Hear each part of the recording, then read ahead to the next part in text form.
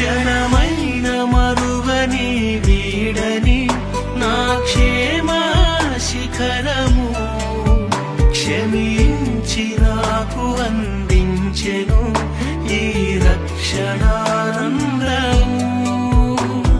క్షయమైన బ్రతుకు మార్చి అక్షయతనొసగెను.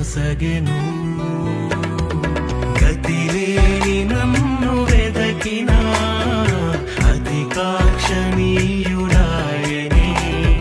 మితిలేని ప్రేమ చూపిన రవికోటి తేజుడాయనే. నా దేవుడే నాకు ప్రాణ స్నేహితుడు, నా